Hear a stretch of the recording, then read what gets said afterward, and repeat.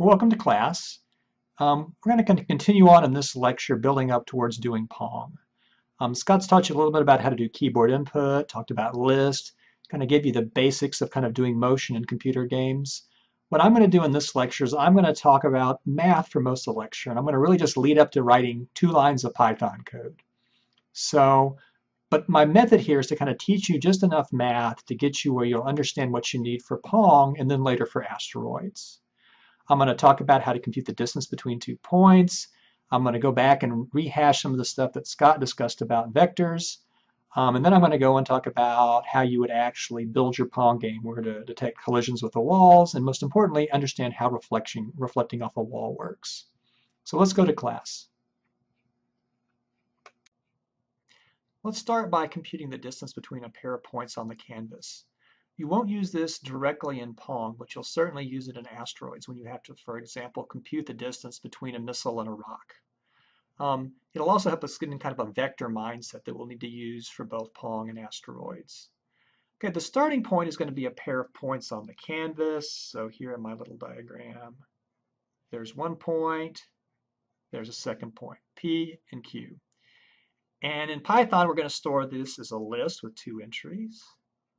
The first component will be the horizontal position of the point. The second component will be the vertical position of the point. Here's Q, again, is a list with 2 entries. And so what we'd like to compute is we'd like to compute this distance right here. Now you can see here I've drawn a right triangle. And in fact, one leg has a length which is the difference of the first coordinates, the P0 minus Q0, and the vertical leg is the difference of the second coordinates, P1 minus Q1. So it's this distance and this distance.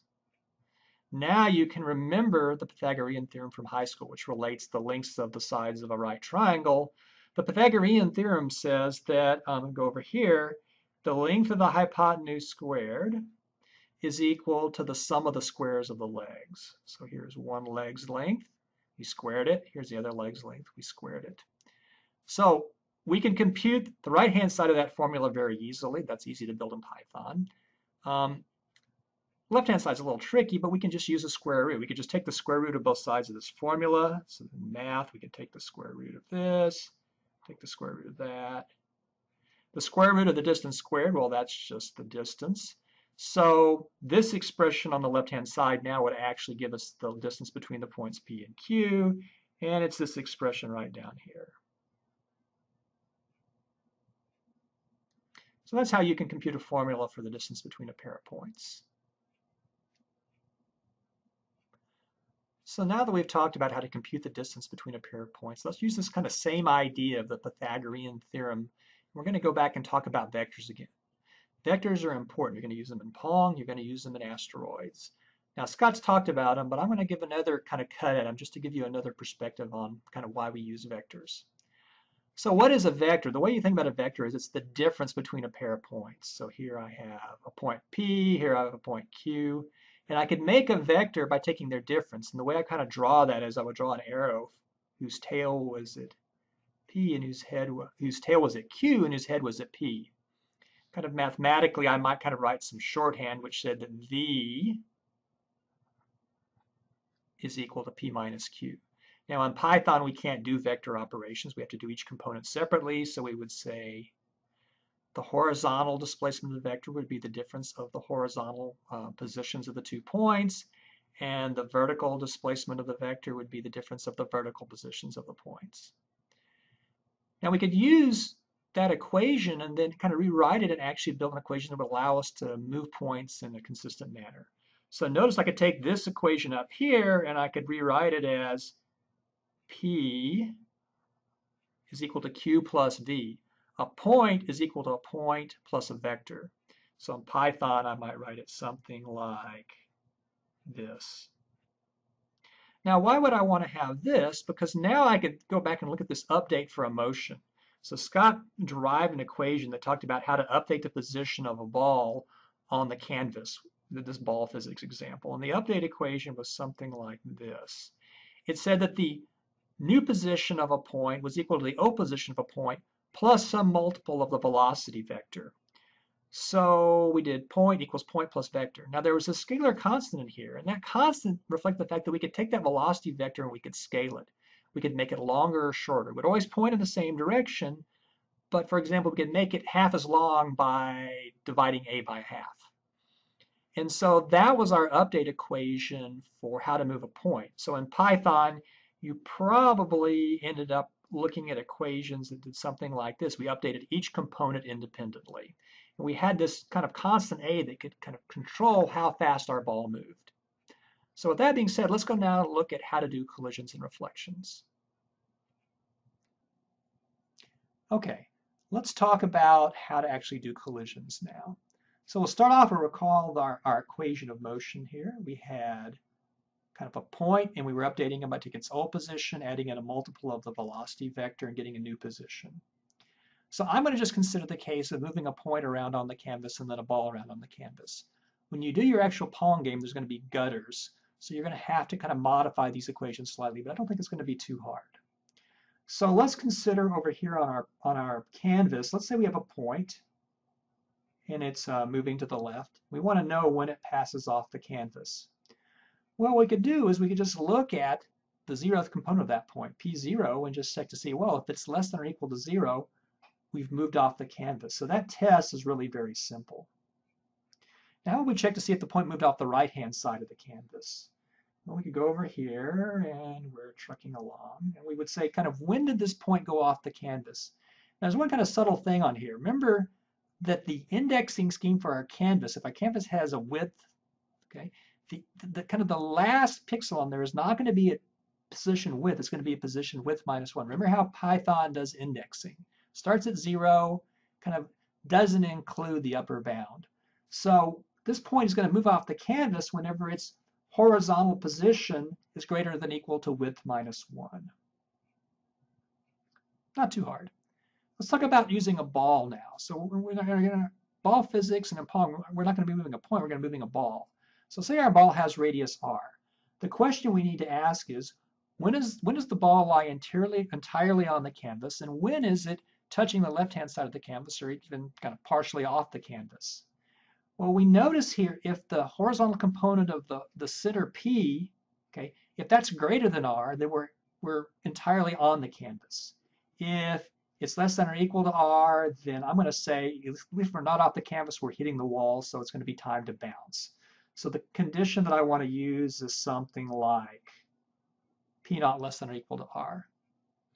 We can do a similar thing now when we're working with the right-hand side of the canvas here. We can think about, okay, is the position of the ball kind of r units or less away from the right-hand side of the canvas?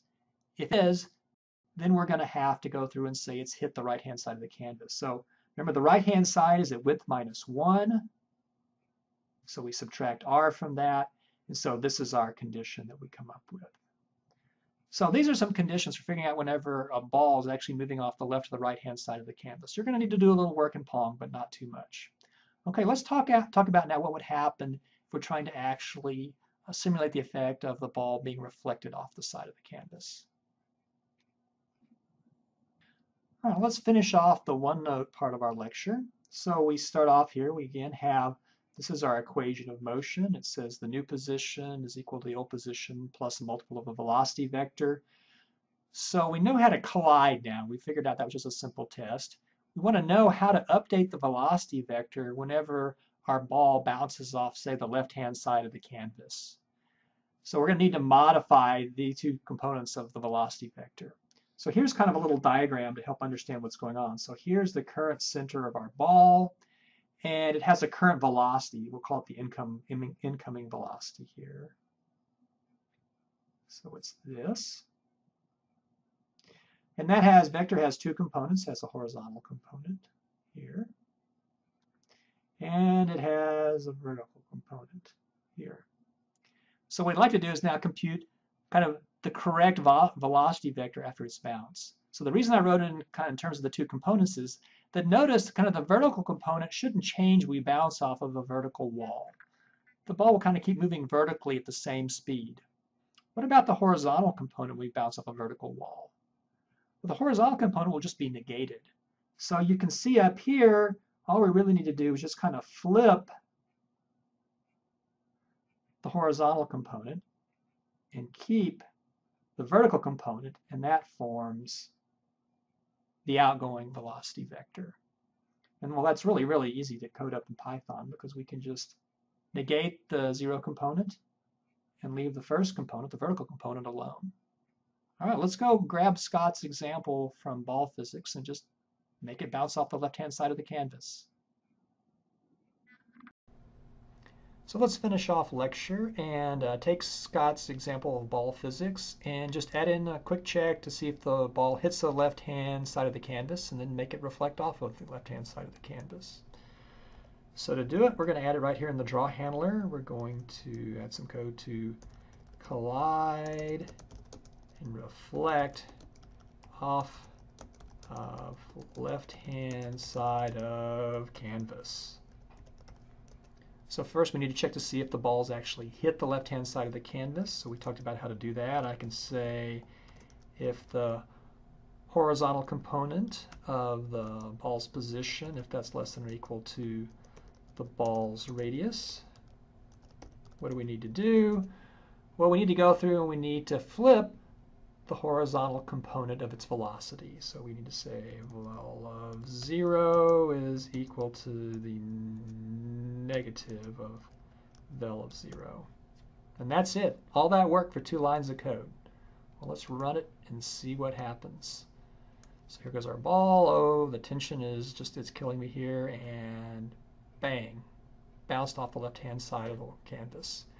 Now, of course, we haven't added a check to keep it from going off on, say, the right-hand side of the canvas, but I'll leave that to you. In fact, you're going to kind of essentially do that in Pong. So that's it for this lecture. I'll be back in a little bit, and we'll talk about how to actually then control the paddles in Pong using velocity control.